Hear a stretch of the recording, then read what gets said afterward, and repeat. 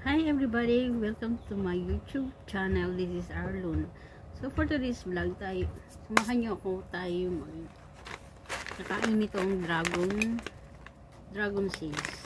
Actually, it's not dragon seeds. Sinasabi lang nilang dragon seeds, pero it is a sunflower seeds.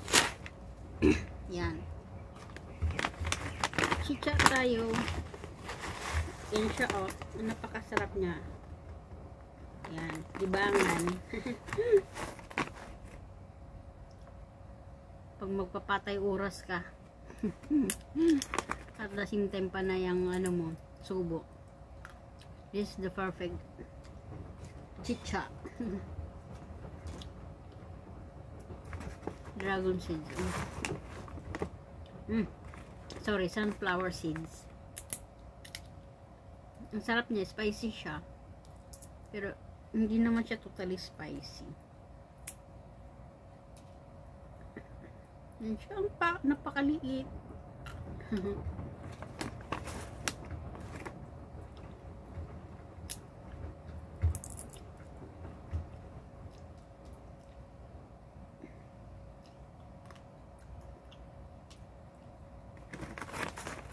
Pero ang sarap niya. Grabe. Ay ko, sakit ang ngipin ko.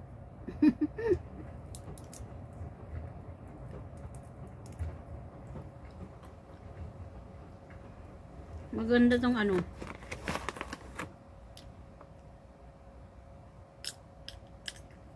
Kainin na pag nanonood ka ng movie.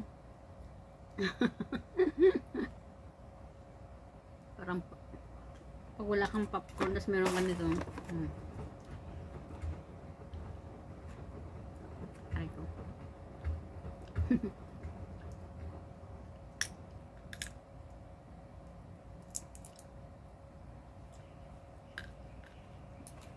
Ngipin ko.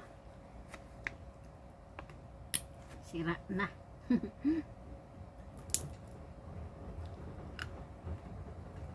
Panay kain eh.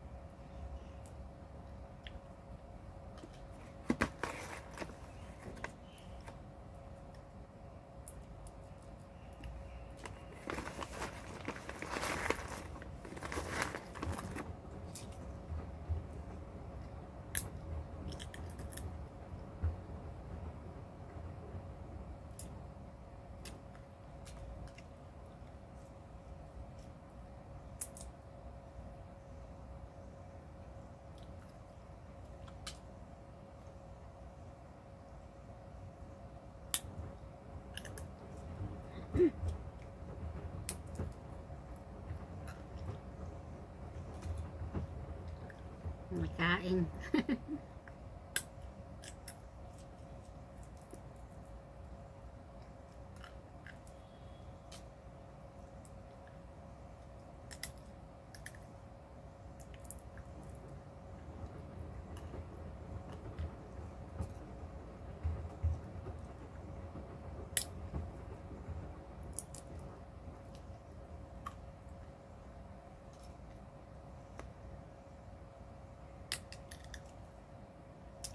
Ayoko pa kasi mag-diet eh.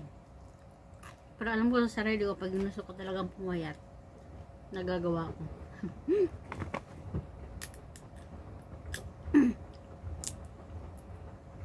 Ni-enjoy ko lang kumain talaga.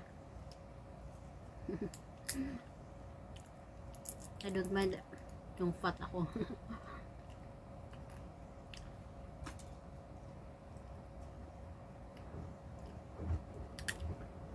Pero pag ginusto ko talagang pumayat, nagagawa ko naman. Nga lang, magsasuffer talaga ako.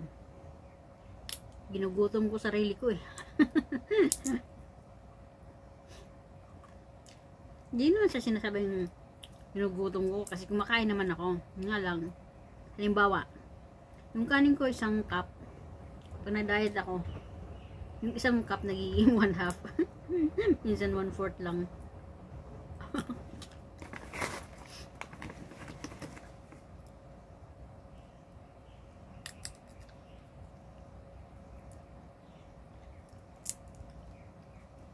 Tapos iniiwasan ko mag-iinom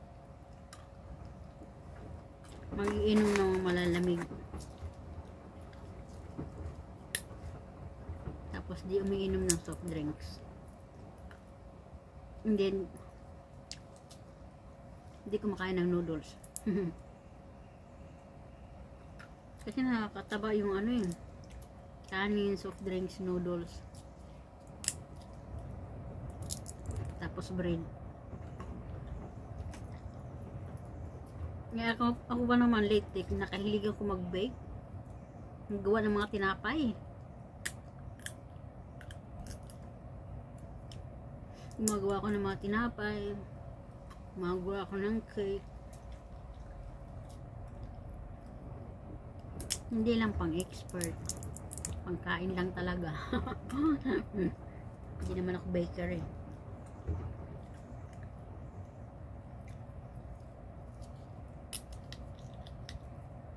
Nakakahiligan ko lang lately gumawa. Wala nagturo sa akin, pinanood ko lang sa YouTube.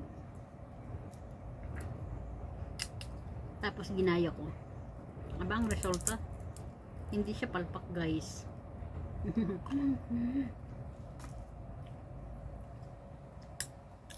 Nakakabisado ko na nga yung ano yun.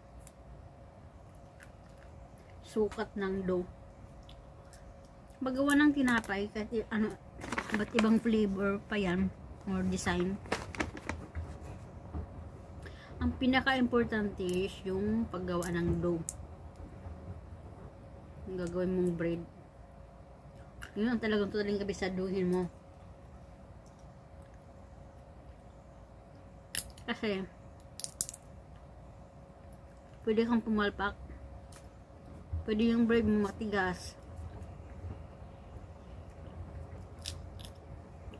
O di kaya mabilis lang tumigas. Kinabukas na matigas na. Kaya kailangan ma-expert mo yung paggawa ng dough.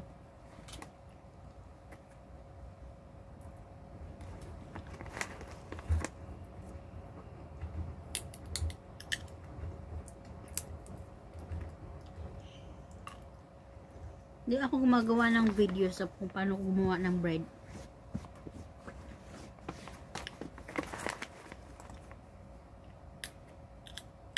Sinisekret ko na lang yun para sa sarili ko.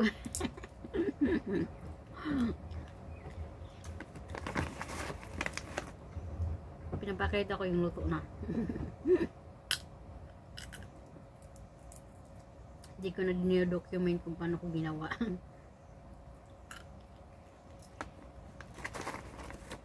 Kasi baka balang araw makagawa ko ng bakery.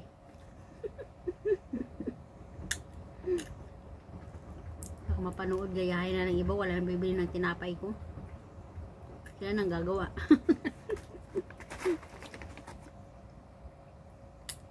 Mindset ba? Mindset. Kung lahat na lang marunong gumawa, eh, wala nang maisatinda. Magkakanya-kanya na ang paggawa. Mindset, diba? Mindset.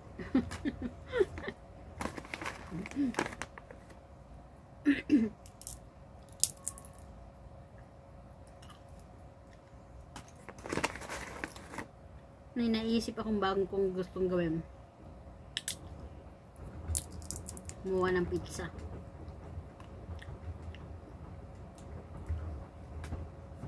Pag nakompleto ko na yung ingredients, pag na-market ako, gawa ko ng pizza. May kulang pa kasi akong ingredients eh. Kasi di pa ako gumagawa. Magpakita ko sa inyo guys pag ano, yung finished product ng pizza. And again, hindi ko rin ipapakita or i-document to document yung paano ko gagawin. Secret ko lang yun.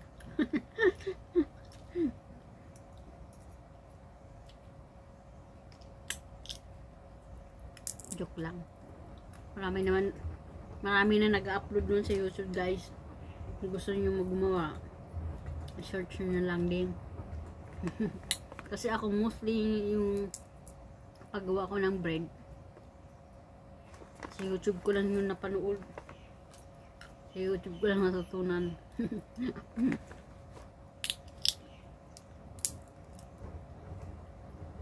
Pinanood ko lang. Ginaya tapos kinatagalan.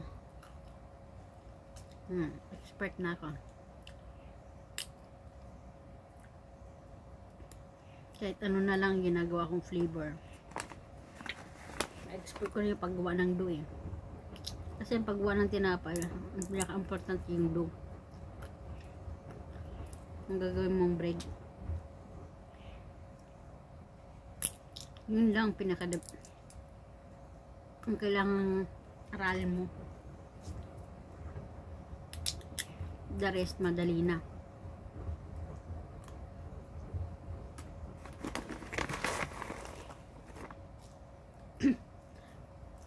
Gaya din sa paggawa ng cake. Ano ba yan? Lalaglag. Paggawa ng cake, napakadali din. Kahit wala kang oven, pwede kang gumawa ng cake. Paka-easy. Nga lang yung ingredients, ang nakakamahal sa paggawa ng cake, yung especially kung gagamit ka ng cheesecake. Kasi yun ang mahal eh.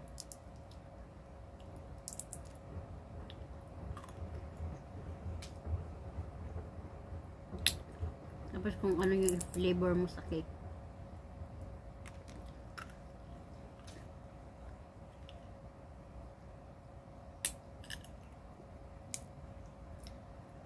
Tapos gumawa ko ng ano eh, manggupay.